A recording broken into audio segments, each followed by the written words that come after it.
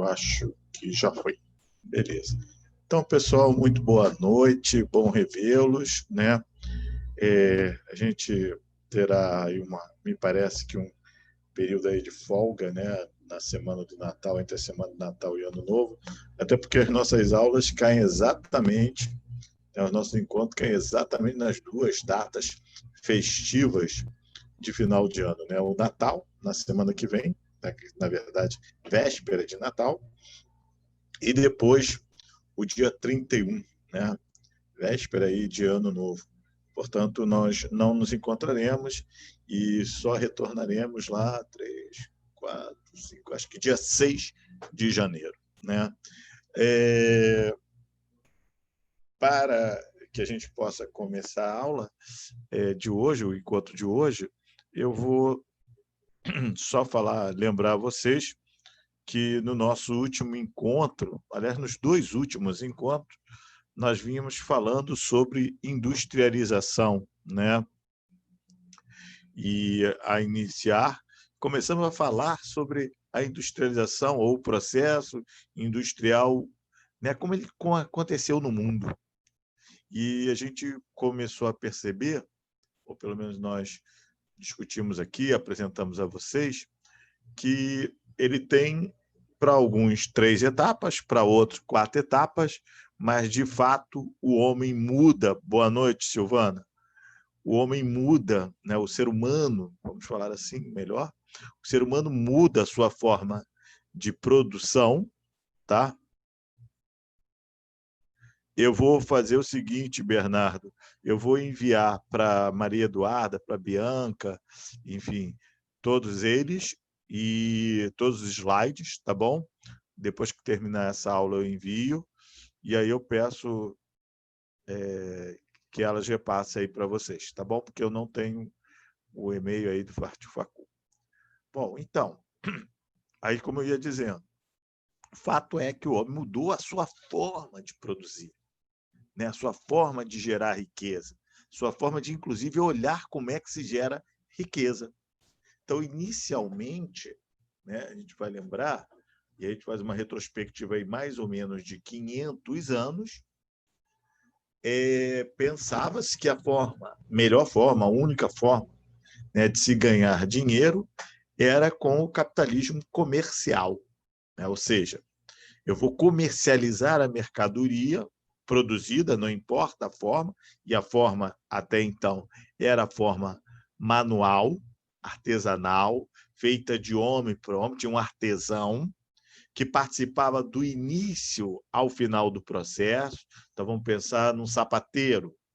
Era ele que ia recortar o couro, ele ia amaciar esse couro, ele ia recortar esse couro para ficar no molde, né? Ele faria o molde do sapato, ele mediria o seu pé, lembrando sempre que sapato era um artigo de luxo, de muito, continua sendo, mas era de muito luxo, né? Não era para todos, a grande maior parte da população andava descalça. E aí, esse sapateiro, depois de cortar, ele cosia todo o sapato, enfim, pintava, todas essas etapas que fazem parte de um processo. Esse sapateiro, esse artesão, ele era o grande responsável pela fabricação, do início ao fim do processo.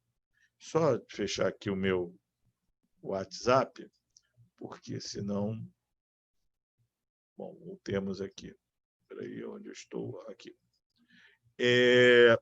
E aí ele tinha isto, né, de participar de todo o processo produtivo. Após a mecanização, isso é importante que vocês entendam, após o processo de mecanização, melhor assim falando, ele vai estabelecer uma nova relação entre quem produz e o produto. O que eu quero dizer com isso? A fábrica, né, essa unidade produtiva, não é para qualquer um. Então, o artesão, ele não tinha o capital. Esse capital veio dos antigos barões, condes, viscondes, né, da antiga nobreza. Esse capital veio dos assaltos cometidos ao ouro e prata dos espanhóis, ou melhor, retirados em solos da América do Sul pelos espanhóis, que nem eram dos espanhóis. Não tem aquele velho dito popular, ladrão que rouba de ladrão tem 100 anos de perdão? Então, os espanhóis entraram aqui, dizimaram populações nativas com uma única intenção: enriquecimento por meio do ouro e da prata. Até porque eu disse para vocês que os economistas daquela época, economistas entre aspas, né, porque não existia uma faculdade de ciências econômicas, mas os economistas, aqueles que pensavam como gerar riquezas, tinham a máxima que era: quanto mais ouro e prata uma nação acumular, mais rica será essa nação. Não importa o tamanho da terra. Se a terra é pequenininha, mas ela é abundante em ouro e prata, uhul! Feliz é a nação colonizadora. No caso do Brasil, né, que será o nosso tema hoje, a industrialização brasileira, no caso do Brasil, os portugueses aqui chegaram. Imagina, inicialmente eu fico imaginando, tentando recuperar o passado, os portugueses devem ter ficado enlouquecidos, enlouquecidos. Quanta terra sob o nosso domínio. No entanto, não encontraram ouro e prata conforme eles imaginavam ou conforme eles tinham notícia que os seus co-irmãos, né, seus vizinhos de península, no caso, estou falando aqui da Península Ibérica, lá na Europa, lembrando a vocês que península é um acidente geográfico, né? Península é um acidente geográfico que tem água por todos os lados, exceto por um deles, o lado que está ligado ao continente, que é diferente de uma ilha. Uma ilha é uma unidade territorial que tem água, né, cercada por água em todos os seus lados. O conjunto de ilhas chamamos de arquipélagos, tá? Mas então voltemos. Então os portugueses chegam aqui, eles ficam malucos, né? Tamanho de terra, mas não encontram ouro. E a máxima dizia: quanto mais ouro e prata, maior e mais enriquecida será a nação. O que os portugueses fizeram? Vamos plantar. Mais ou menos, B, mais ou menos, mais ou menos. Como eu te disse, né, lá já na primeira Revolução Industrial, a Inglaterra percebeu, ao findar da primeira Revolução Industrial, que, primeiro, o capitalismo comercial, a ideia de ouro e prata, né, estaria fora. O que eu preciso é fazer com que as pessoas queiram comprar um modelo de industrialização. Tanto é que a Inglaterra se desfez imediatamente, procurou se desfazer das antigas unidades, não das unidades, mas dos tipos de máquinas, né, que já estavam obsoletas, já estavam velhas para uma produção industrial, ou pelo menos naquele momento que a Inglaterra compreendia como produção industrial, ou melhor, uma produção industrial lucrativa. E a Inglaterra faz aquilo que eu disse, né? Da primeira para a segunda Revolução Industrial, mais do que vender mercadoria tipo tecido, calçado, alimento, bebida, vamos vender as próprias indústrias, vamos vender a ideologia da industrialização, vamos vender as máquinas que não temos mais interesse. É aí que entra o nosso processo da nossa Revolução Industrial, a nossa brasileira, de certa forma. Mas voltando, só recuperando um pouquinho, tá, Marcelo? O que acontece? Portugal, então, investe nas terras, né? E investe, sobretudo, numa forma de utilização da terra, que é a agricultura. Para esse planejamento português dar certo, né, Portugal precisou, então, fazer de todas as formas o impedimento de qualquer núcleo fabril aqui dentro do país. Ele impossibilitou que os colonos, né, aqui instalados não fabricassem nada. Aqui não podia se fabricar nada. Aqui tinha que se cultivar. E cultivar, inicialmente, uma demanda vinda, oriunda de Portugal. E naquele momento, primeiro momento, vamos chamar assim, né, se eu pensar em termos de cultivo, foi a cana-de-açúcar. Mas se eu pensar em termos de aproveitamento da terra, foi extrativismo. Extrativismo da famosa madeira, o pau-brasil. Né? Não só o pau-brasil, mas várias madeiras, vamos chamar assim, nobres. O cedro, o jacarandá, e o próprio pau-brasil foram retiradas da região da Mata Atlântica, que se estendia lá, mais ou menos de Santa Catarina, sul do Paraná, até lá em cima no Nordeste, até Natal, chegando a alguns pontos até alguns testemunhos no Ceará. E dali foi se retirando, retirando. Portugal nem se metia. Na verdade, quem trazia isso eram muitos barcos holandeses, franceses. Né? Portugal não queria se meter, eu quero dinheiro, só isso.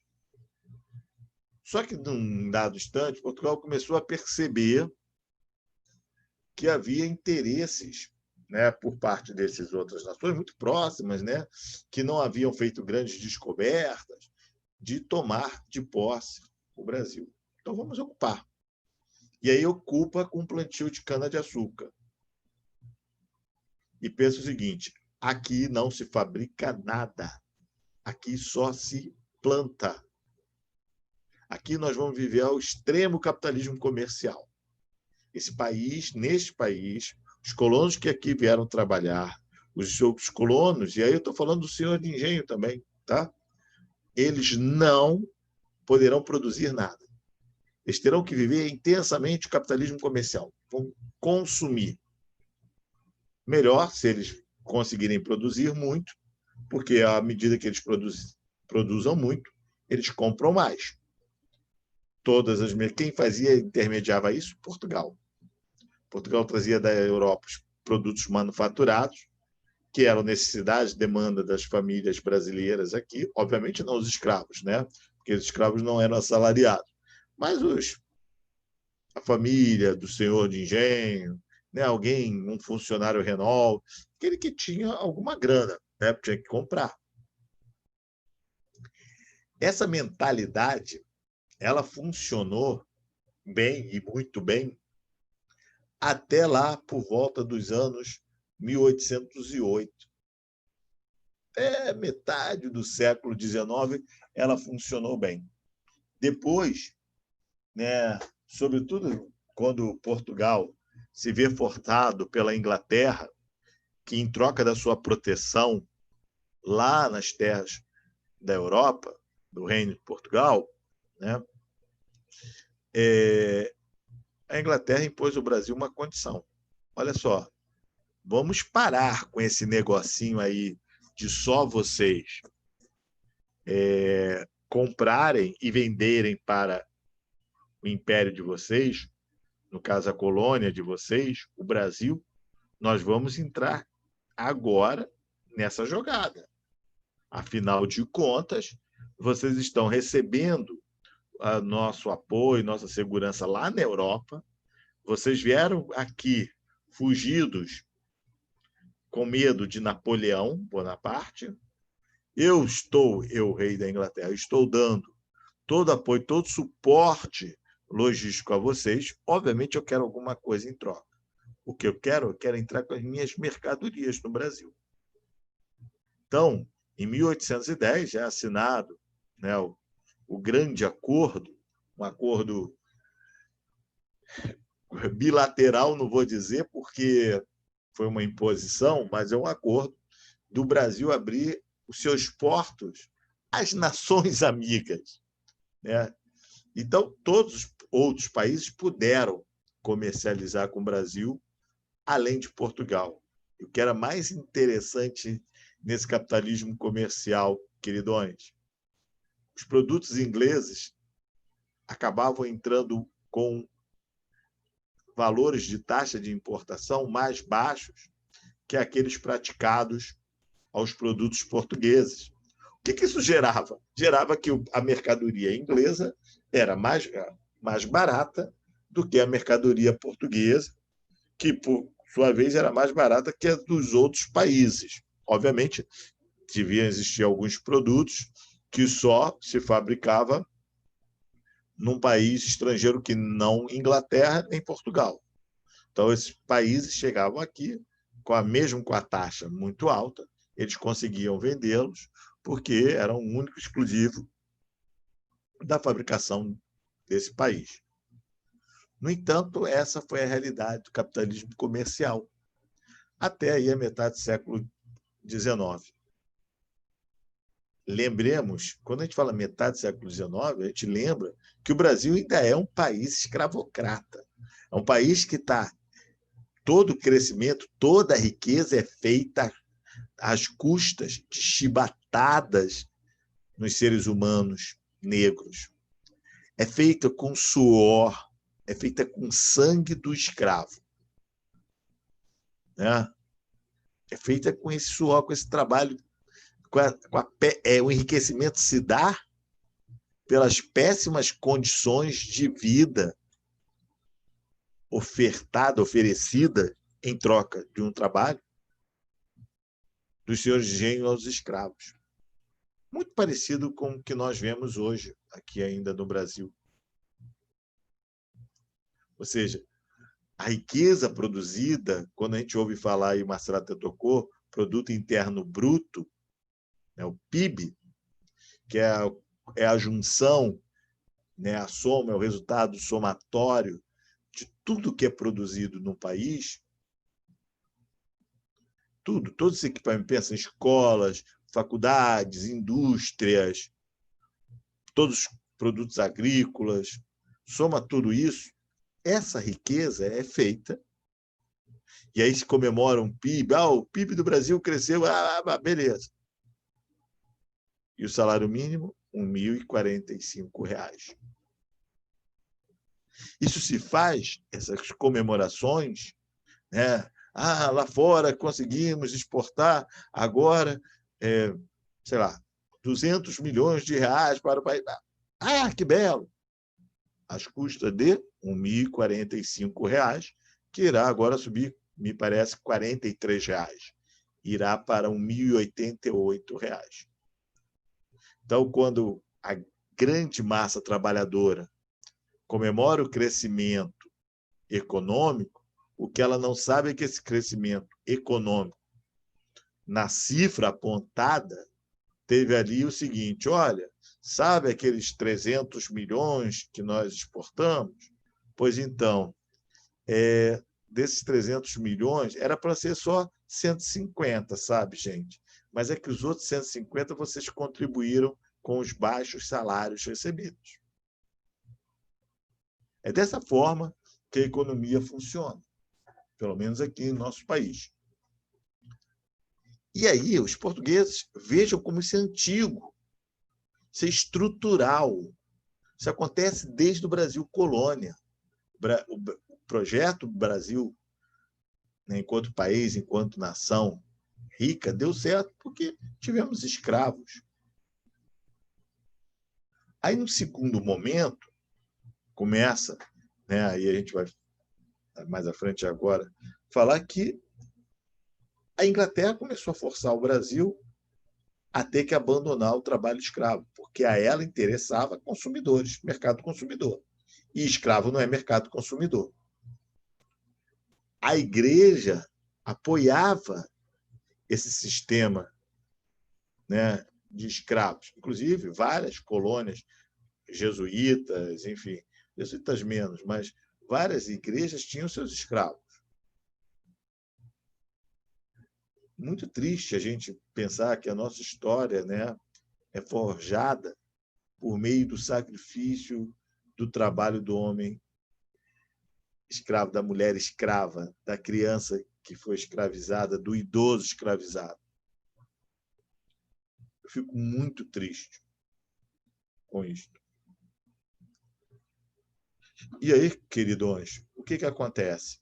A Inglaterra começa a forçar que nós, né, libertemos os nossos escravos, no caso, naquela época, o Império liberte seus escravos para produzir mercado consumidor. Eu fiz toda essa pequena história, e agora eu vou abrir aqui um slide, para que vocês conheçam as etapas da industrialização brasileira. E, se possível, a gente faz uns exercícios. Porque eu vou compartilhar aqui com vocês a minha tela. Deixa eu ver aqui. Show de bola. Vou perguntar aqui aos meus queridões se conseguem ver a tela. Estão conseguindo vê-la? Sim. Beleza, obrigado, Silvana. Então, eu vou aqui ampliar e aí vou deixar de ver vocês, tá bom? Peraí. Bota aqui. Aqui, vamos ver se... Pronto. Estão vendo aí essa indústriazinha de carro? Conseguem ver? Sim, de automóveis, Beleza. né? Indústria brasileira. Isso, obrigado, Silvana. Então, o que acontece? Né? Nossa industrialização, ela tem algumas etapas. Uma bem interessante, que é a proibição da industrialização. Meio que eu já falei com vocês sobre isso, né? Mas antes da gente começar a falar sobre as etapas da industrialização brasileira, quando a gente fala em indústria, aliás, tem dois termos que são bastante interessantes que a gente saiba fazer essa distinção. Quando a gente fala em indústria, nós estamos falando de uma unidade produtiva mais complexa, né? E quando a gente fala em fábrica, a gente está falando da própria unidade, tá? Então, por exemplo, a indústria automobilística. Tá? Quando eu falo indústria automobilística, eu estou envolvendo todas as operações, eu estou envolvendo todas as unidades, todos os equipamentos que fazem parte da produção de um veículo automotivo. Quando eu falo de fábrica, eu falo em algo menor. Por exemplo, a fábrica dessa caneta. Provavelmente ela pode ficar em Caxias, aqui, pode ficar em qualquer lugar. É uma unidade menor. Então, entendam sempre quando se fala em fábrica, em algo que gera talvez menos dinheiro, tem uma capacidade de produção e de transformação menor, tá? E que o nível de exigência, de complexidade, rede, trabalhar em rede também é menor. Quando nós já falamos em indústria, né, nós estamos falando de algo muito mais complexo dessa rede, tá? Mas é importante que a gente entenda, quando falamos em indústria, que existe alguns, vamos dizer assim, três grandes tipos de indústrias, tá? Tem a indústria de bens de consumo, indústria essa que a gente separa, pode separá-la em duráveis e não duráveis, né? Então, o que são as indústrias de bens de consumo? São aquelas, como está dizendo aqui, né, que estão bem próximas ao mercado consumidor, tem pequena demanda energética e o retorno de investimento é bem curto, né, se dá em curto prazo. As de bens duráveis, né, ou melhor, vou começar pelas não duráveis, que foi por onde nós começamos. São aquelas que fabricam coisas que não duram muito tempo. Por exemplo, essa roupa aqui. Eu posso ter todo cuidado, tal, mas na primeira lavada já vai começar a perder um pouco de tinta, né? Daqui a pouquinho aparece aqui embaixo do braço um furinho, enfim. Em poucos anos ela tá, eu a perco, enfim, já não está dentro daquilo que me agrada. E olha que vai durar bastante. Essa aqui já deve ter uns 3, 4 anos. Mas também tem aqueles outros produtos que são de consumo imediato. Por exemplo, um biscoito. Eu não sou fã, mas um biscoito é algo de consumo imediato. Um bolo é algo de consumo imediato. uma cerveja, um vinho, um refrigerante, o mate, são bens de consumo, ou seja, eles são ingeridos, são consumidos ou não, também pode não, né? O exemplo aqui é a camisa, mas eles têm uma durabilidade, né? Quem vai usar, é isso que é interessante, quem vai usar será o consumidor comum. Eu, vocês, nós somos consumidores comuns.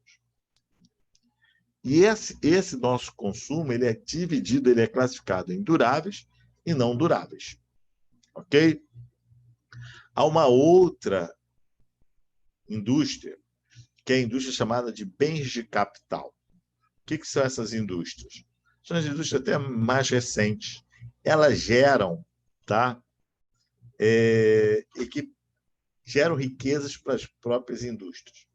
Exemplo, fato é, né? Lembro que no encontro passado eu falava com vocês sobre o desemprego estrutural?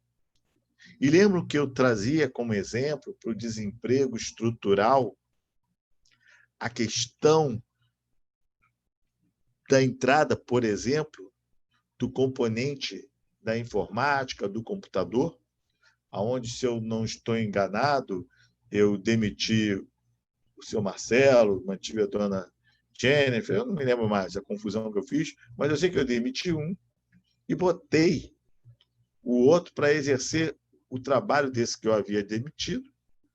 Então, eu passei a pagar um único funcionário. Com o tempo, eu paguei o meu computador, mas esse computador, obviamente, gerou dinheiro. Então, bens de capitais, indústrias de bens de capitais, são aquelas que elas produzem equipamentos que irão gerar dinheiro para outras indústrias. Um exemplo que eu trago para vocês é as indústrias que produzem computadores. Então, Intel, né, Lenovo, são indústrias de bens de capital. O que são indústrias de bem de produção? As de bem de produção são aquelas que vão gerar, tá, também para as outras indústrias. Então, a gente, nessa aqui, bens de capital, repare bem,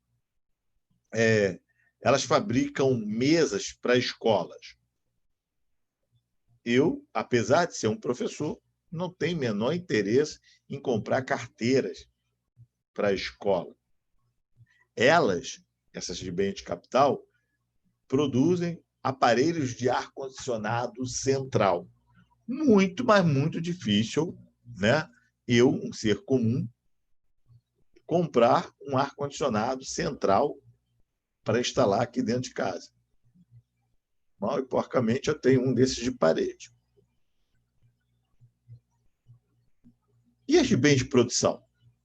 Já as de bens de produção são aquelas que vão produzir, né, sobretudo, as demandas para todas as outras indústrias.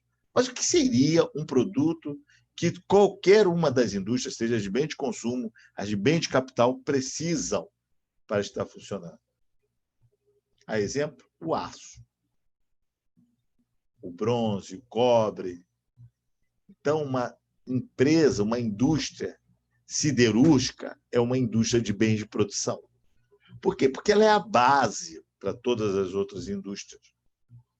Então, se uma empresa que fabrica carteiras, né, móveis, mobiliário para as escolas, elas vão precisar, por exemplo, sejam os materiais usados, plástico ou ferro, alguma indústria antes dela produziu esse grande material que será, por exemplo, cortado pelas indústrias de bens de capital. Então, indústrias de bens de produção são também conhecidas como indústrias de base. Elas são elas que corroboram para o funcionamento de todas as outras indústrias. Até aqui está entendido, pessoal? Alguma dúvida? Jennifer, Máximo, tranquilos? Sem dúvida até aqui? Posso continuar? Então, vamos lá. Tranquilo, professor. Então, vamos lá. Aí, nós agora vamos falar de como é que foi essa industrialização.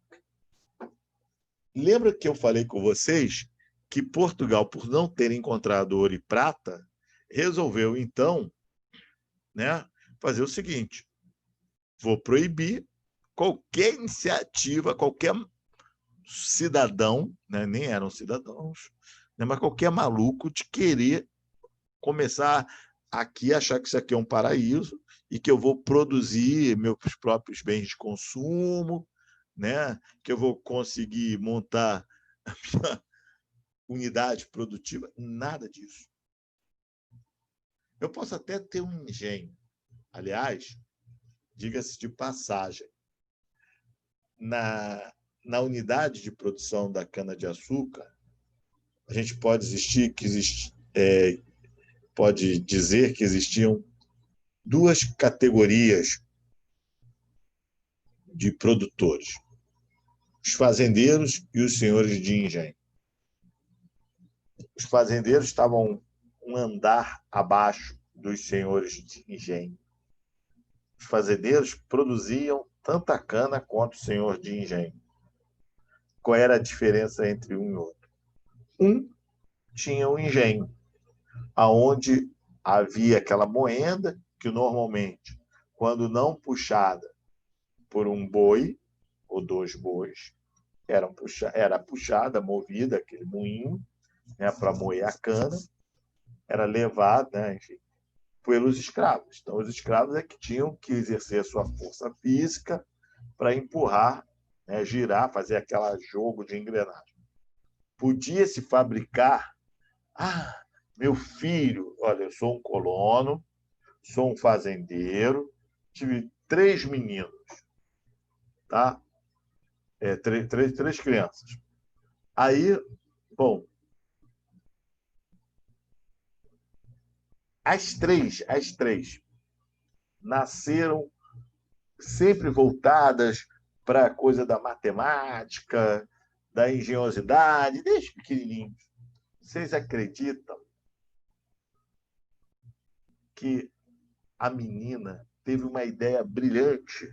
Ela olhou, tal, ela fez um protótipo, ou seja, um modelozinho pequenininho, viu que nós aqui na nossa mata temos uma madeira que nós poderíamos fazer um engenho. Beleza, mas não podem. É ilegal fazer qualquer tipo de produção aqui dentro do Brasil. Então, esse senhor de engenho, no caso, esse senhor de engenho, não, esse fazendeiro que era eu, tinha que comprar o engenho. Só que comprar o engenho custava muito caro.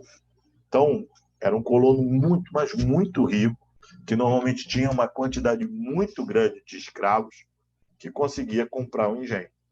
E aí o que ele fazia? Retirar a cana e e vender para o colonizador, né? Não é colono, colono é quem morava aqui.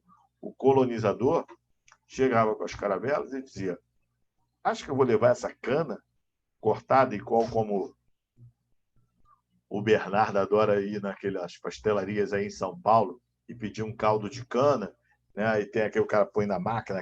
Acho que eu vou levar dessa forma lá para a Europa? Eu quero o líquido, né? Eu quero a cana moída. E aí como é que se fazia? Só tendo engenho. Aí o que o senhor de engenho fazia?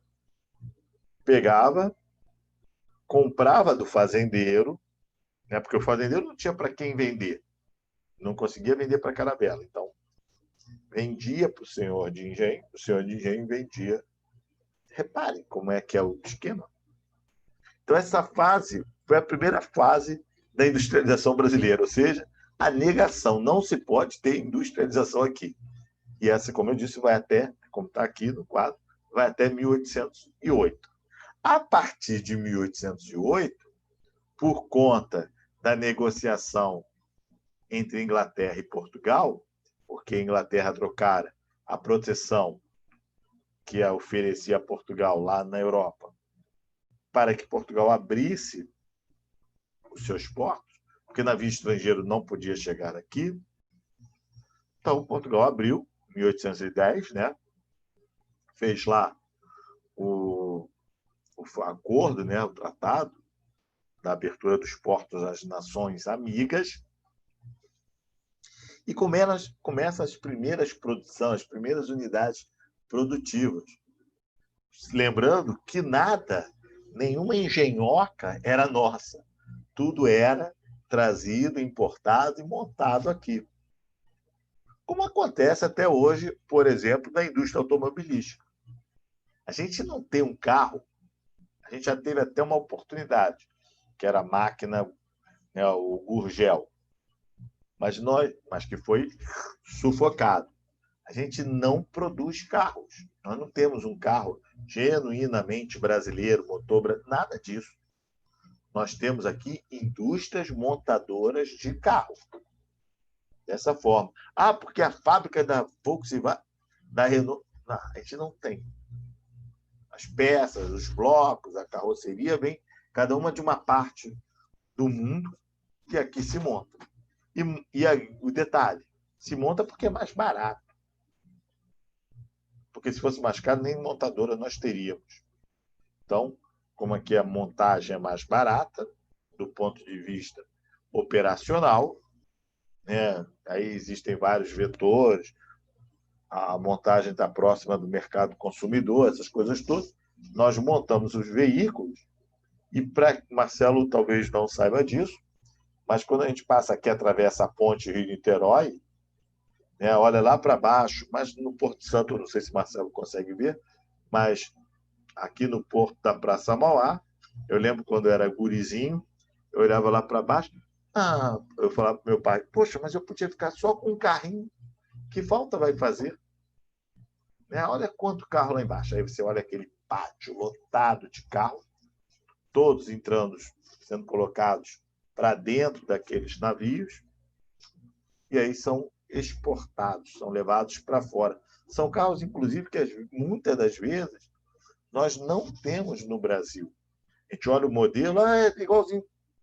Mas aí tem um detalhe do carro, um detalhe, das vezes, de segurança do carro, que não as leis brasileiras ou proíbem, enfim, não tem incentivo, esse carro é levado para fora. Então, em 1808, por forçação de barra da Inglaterra, começa-se o período que a gente chama de implantação da industrialização. E esse vai até 1930. Né? Isso aí a gente começa a ter as primeiras ferrovias, né? Nesse período, Barão de Mauá, um grande cafeicultor à época, vai para trazer do interior da região sudeste o café até os portos, né, de Santos e aqui no próprio Rio de Janeiro, começa as primeiras construções de ferrovias. Então, aí começa uma pequena estrutura, né? Imaginemos, eu preciso de ferrovia, eu preciso de fabricar algumas peças para as ferrovias, né, para as locomotivas, talvez o próprio trilho, ou pelo menos algumas coisas pequenas. Então, a gente começa a implementar a nossa indústria. Depois disso, a gente tem aí o que a gente chama da terceira etapa, né? Que a gente aqui classifica como sendo a nossa Revolução Industrial. Como é que vieram acontecer a nossa Revolução Industrial? Nossa Revolução Industrial, repare, só veio acontecer porque o que nós acreditávamos faliu. E o que o Brasil acreditava até então? O Brasil continuava até 1930, diria até 1929, acreditando que a melhor forma de se gerar dinheiro, olha só, 1930, um pensamento de 430 anos atrás. A melhor forma de gerar dinheiro é pelo capitalismo comercial, pela venda de um produto forte que faça valer no mercado externo. Qual era esse produto? O café. O café era, né, o grande produto Deixa eu tirar isso aqui que está me atrapalhando, estou batendo aqui. O café era o grande produto à época, né? Então, vamos vender o café. E como é que se operava nessa venda do café? Da seguinte forma: a Jennifer era a produtora, a baronesa Jennifer. Produzia café, já tinha, né, a contragosto, mais ou menos a contragosto, depende. Existiam aqueles que foram. Na época de 29 não existia mais ninguém a contragosto. Viu-se, inclusive, o quanto era interessante ter um assalariado a ter um escravo. Por quê? Porque o assalariado era mais barato que o escravo. O escravo tinha que alimentar, dar roupa, ainda que fosse aquela coisa pior, tinha que me preocupar com a saúde do escravo. Agora, o trabalhador, ainda mais sem nenhuma lei trabalhista, esse cara era muito mais barato que um escravo. Sem contar que assim, eu substituía um trabalhador assalariado com uma facilidade muito grande que eu não tinha com o escravo. Escravo eu tenho que comprar. Olha o risco, compro esse cara, essa família, muitas vezes nem na grande maior parte, não é? Compro, daqui a pouco me morre. Oh, que desgraça, né? Pensava o homem daquela época. E aí, essa mercadoria, escravo morreu. E aí, o que eu faço? Batei um dinheiro enorme nesse desgraçado, nessa desgraçada. E agora? Isso já não pensava, já não acontecia com o trabalhador assalariado. Morreu? Que pena. Quer dizer, pena não tem nada a ver com lá, a família dele. Quem é que estava? Eu sei que tem uns 30 lá querendo a mesma vaga. Então era muito mais barato. Então a baronesa Jennifer, né? O que ela fazia? Ela plantava o café e ela não vendia para fora, não. Sabe o que ela fazia? A baronesa Jennifer vendia, assim como Barão, Visconde, Marcelo, Max, Silvana, vendiam para o governo. O governo brasileiro comprava antecipadamente a safra do ano anterior. Com isso, nunca os barões, viscondes, né, no caso, títulos que nem valiam mais, porque agora nós já éramos uma república, nós não éramos mais império, mas a Jennifer, que herdou do pai dela, lá no passado, essa fazenda de café, vivia dessa forma, morando na Paulista, com a sua fazenda em Taubaté, né? Ou no caso do Max, morando aqui nas Laranjeiras, mas com a sua fazenda lá em Friburgo, às vezes em Campos, em Vassouras, tal. E aí pegava a sua produção, vendia para o governo, que comprava antecipadamente, ou seja, eles não se preocupavam com o dinheiro. Como é que eu vou fazer dinheiro, não sei o quê, para o ano que vem. Não, não havia isso. Quando veio a crise de 29, 1929, a Grande Depressão, o governo brasileiro, no ano anterior, já havia comprado toda a produção de café, né? Não só do ano de 28, mas todas as outras, 29, 30, já tinha comprado. Porque também vivia-se na especulação. Eu compro, sei lá, vou imaginar aqui, estou comprando 300 safras de café. Por quê? Porque eu estou acreditando que a Jennifer, o Max, o Marcelo vão conseguir produzir 300 sacas. E eu pago X. Mas se vocês produzirem 500, é esse X. Tá bom, é um jogo, né? Faz parte do jogo. Só que o fato é que eles ganhavam esse dinheiro antecipadamente. Se iam produzir 300, 500, pouco importa. E aí o governo brasileiro ficou entulhado nos seus armazéns, né, de café, porque ninguém queria comprar café, aliás, café era supérfluo. Então as pessoas, só em último caso, se compravam café. E o governo brasileiro quem teve que queimar o café para fazer o seguinte: é? Assim, eu não sei se alguém aqui é viciado em cigarro, mas não é o meu caso, mas Tem aquele que tem algum vício, mesmo que aumente justamente por ser viciado, né, vai continuar consumindo independente do preço, né, a não ser que tome uma atitude radical de mudança de hábito na sua vida. Mas era isso, né? O que o governo brasileiro fez? Vou queimar as safras de café que eu tenho em estoque para tentar reduzir o máximo e fazer o seguinte: lei da oferta e da procura. Você quer o café? A gente até tem, só que a gente queimou tudo, não tinha nada. Agora a gente tem a tal preço. Como é que está a vida de Máximo, de Marcelo, de Jennifer, de Silvana, de Carlos Henrique? Essas vidas desses senhores produtores de café está muito bem. Só que eles já sacaram que café não dá mais dinheiro. E aí é nosso processo da Revolução Industrial. O que eles vão fazer? Eles vão comprar. Lembra que eu falei que a Inglaterra, no início do século XX, mais do que vender mercadorias, eu preciso vender o modelo de industrialização? Eles vão comprar, né, o que a gente falou, as máquinas obsoletas da Inglaterra, e vamos promover a nossa revolução industrial. Nós vamos adotar o modelo de substituição da importação. A gente não vai mais importar os bens de consumo não duráveis. Por isso que o nome é modelo de substituição de importação. A gente agora importou as máquinas, nós vamos produzir o biscoito, nós vamos produzir o calçado, nós vamos produzir a indústria têxtil, o refrigerante aqui dentro.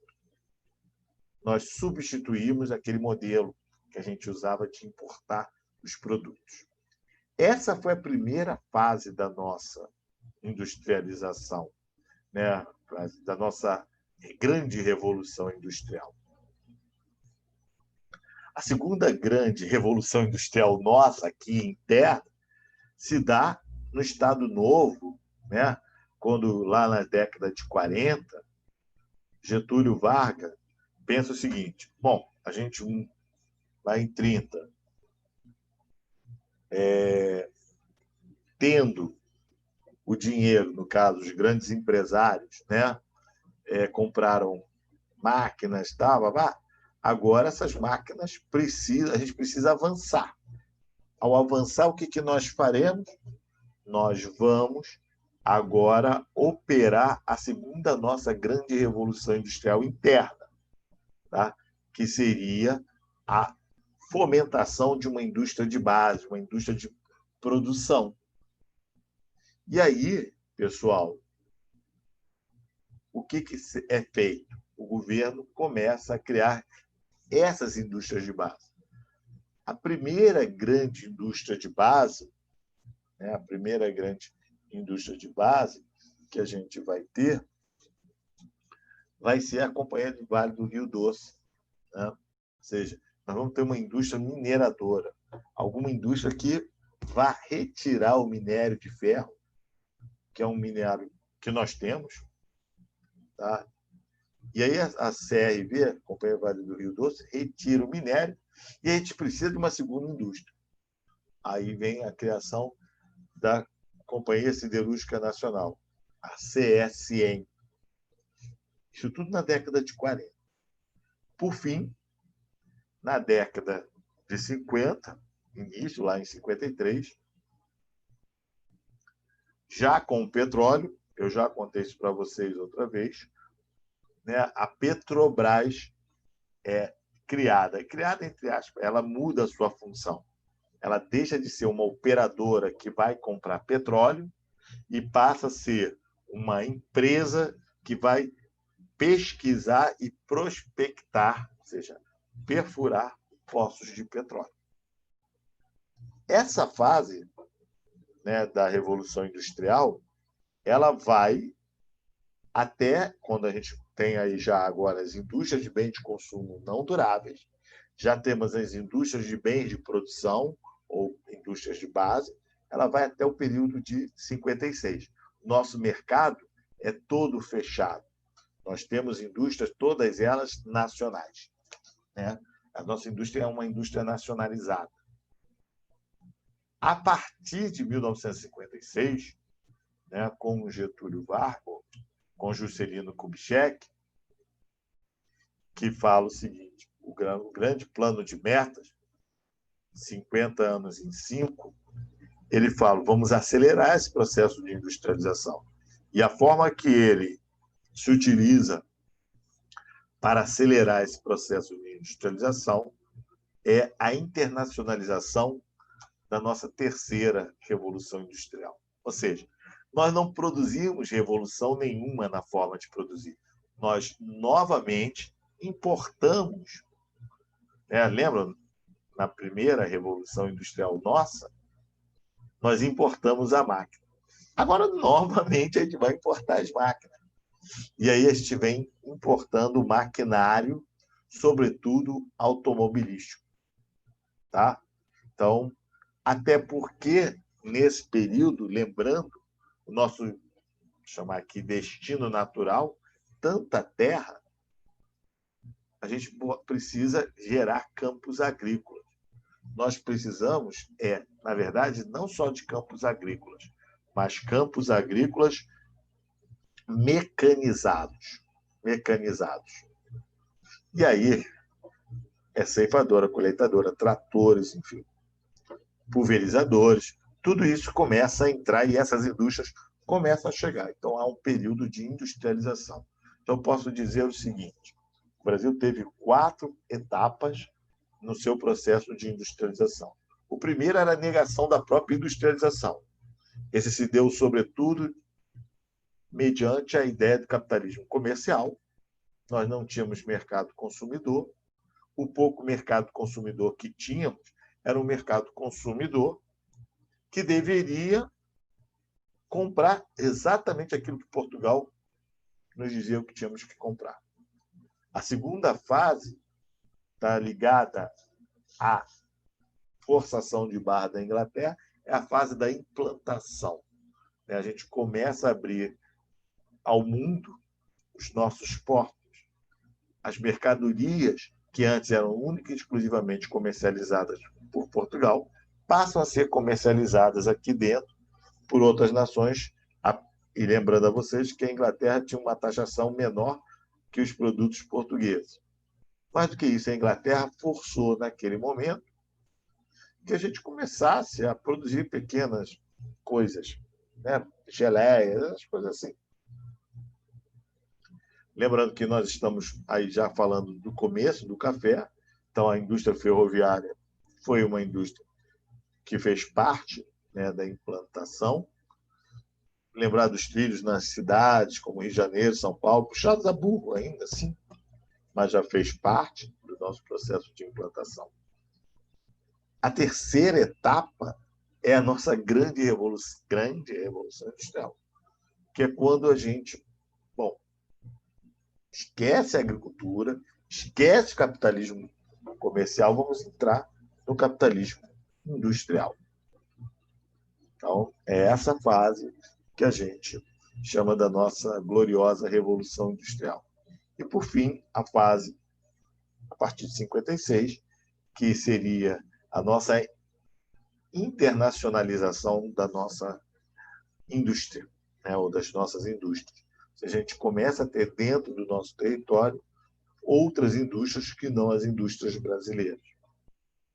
Então, a minha época, não a de vocês, Telefunken, que era uma marca de televisão, a própria Mitsubishi, de carro, televisão Mitsubishi tinha isso, Philco, Philips, essas indústrias eletroeletrônicas. E aí a gente pode ver um setor, um segmento da industrialização, foi a indústria de eletroeletrônica. Televisores, então, sobretudo, os primeiros televisores preto e branco, os rádios, tudo isso chegando aqui, sendo produzido, montados aqui dentro. É isso que nós chamamos de internacionalização da economia. Aí eu quero propor aqui um exercício para vocês. Vou tirar daqui, eu acho que eu posso minimizar. Conseguem ver aqui o exercício, pessoal? Ih, já deixei a resposta aqui. Dei mole. Bom, vamos ler pelo menos a questão, tá? A economia também passou a estar diretamente subordinada ao presidente da República. que governava com auxílio dos conselhos técnicos. O governo do Estado Novo deu muita importância à indústria nacional. Para ajudar a desenvolvê-la, planejou a hidrelétrica de Paulo Afonso, no Rio São Francisco, lá no Médio São Francisco, para o fornecimento de energia. Fundou a Companhia Siderúrgica Nacional de Volta Redonda, em 1943. Sua importância foi muito grande, pois passou a fornecer aço à indústria nacional. Então, lembrando, a siderúrgica nacional é uma indústria do tipo bens de produção. Ela vai fornecer aço para todas as outras indústrias. O texto se refere a dois momentos distintos da era Vargas, marcados. Primeiro, ao combate à crise do café e à implantação de multinacionais em território brasileiro? Não, porque a crise do café ela não foi combatida, né? Na verdade, vamos viver a crise do café e vamos, de alguma forma, como é que ela foi combatida, né? Ela vai se colocar da seguinte forma: o Brasil não vai mais comprar café, né? O governo brasileiro não compra mais café dos agricultores, portanto, não há nenhum combate à crise. Você já tem grana total, então deixa para lá. E a gente vai. Como é que a gente vai se reunir? Nos reunimos com os empresários para buscar uma saída. Essa saída foi a importação de maquinários da Inglaterra. E não, como diz a opção A, né, implantação de multinacionais no território. Isso só vem a ocorrer na última fase da nossa industrialização, que é aquela a partir de 1956, essa capa. Busca de combustíveis fósseis e criação da Petrobras. Petróleo é o tipo de combustível fóssil, criação da Petrobras em 53. Nós não, aqui, ó, a economia também passou, estava. Não, a gente não, né? Em 1930, a gente não queria nem saber de combustível fóssil, né? A gente comprava, era mais barato, a gente negava, e a criação da Petrobras só se dá em 53, e o que se fala aqui é em 1943, a data mais longínqua que o texto nos fornece. Recuperação do preço do café e abertura da economia para aos produtos estrangeiros? Não. O texto todo sempre fala em reforço à indústria nacional. Portanto, nada de recuperação do preço do café, muito menos para produtos estrangeiros. Implantação da indústria de base, expansão da industrialização nacional. Ora, o primeiro, repare só, os textos referem a dois momentos distintos da era Vargas, marcados respectivamente. Então, a implantação da indústria de base seria correto se essa alternativa estivesse sendo a segunda. Mas, no primeiro momento, o governo Vargas não planejou, não fez outra coisa sequer a sentar com os ricos, né, e antigos fazendeiros do café, agora eram senhores industriais, né, ou futuros senhores industriais, para começar a fomentar a nossa indústria nacional. Então, inicialmente, o governo, né, fomentou a indústria nacional por meio da indústria de bens de consumo não duráveis, e não com a implantação de indústria de base. Só vem acontecer em 43. E, por fim, o processo de substituição de implantação, importação, né? E aí sim, em 43, a implantação da indústria de base. Ok, pessoal? Vamos fazer o seguinte. A gente... Espera aí, deixa eu voltar aqui. Deixa eu parar aqui. A gente faz o seguinte. Após as festividades de final de ano, nos reencontramos, tá?